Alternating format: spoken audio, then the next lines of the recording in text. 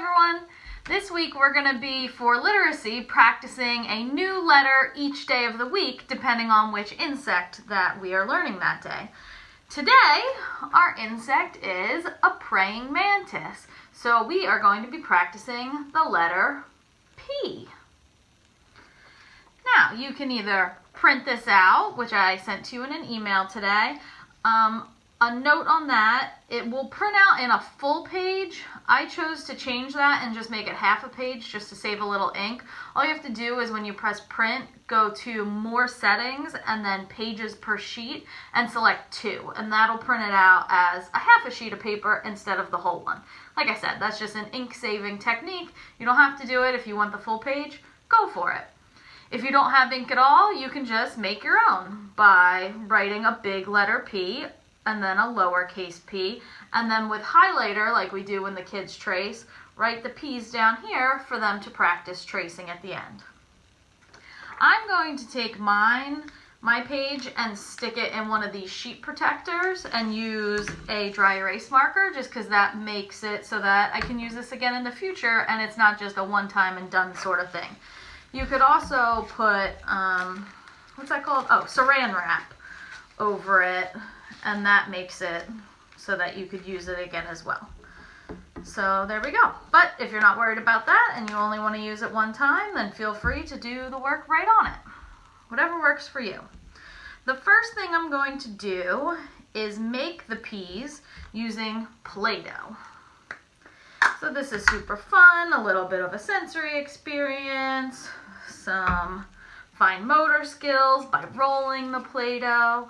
So all I'm going to do is I pinched out a little bit, and now I'm going to work on making that first line for the P. So I'm going to roll my Play-Doh into a snake.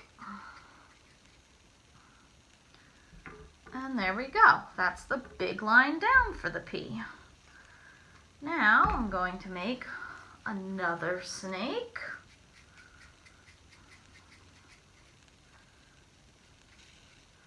And that I'm going to use for the little curve at the top. There we go, that's my capital P. And then you would do the same exact thing with your lowercase p. If you don't have Play-Doh, you can just pick some sort of manipulative that you have around the house to practice making the letter P. So I found a couple different things. I found, this is just from a game that I have. It's just like little blue chips, I guess you would call it. So I could take these blue chips and make the letter P.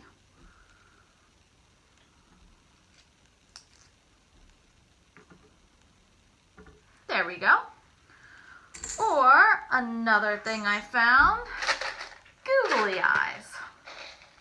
So I could take my googly eyes and make the letter P.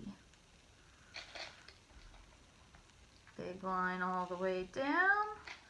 Oop, they're a little staticky. And then the little curve from the top.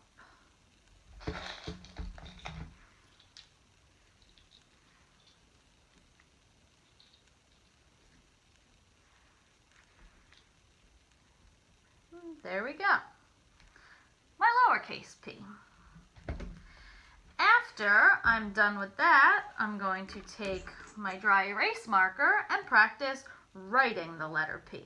You don't have to use the dry erase marker if you don't have it covered in something. You could just use a regular marker or a crayon on the plain paper. Whatever works for you and whatever materials you have.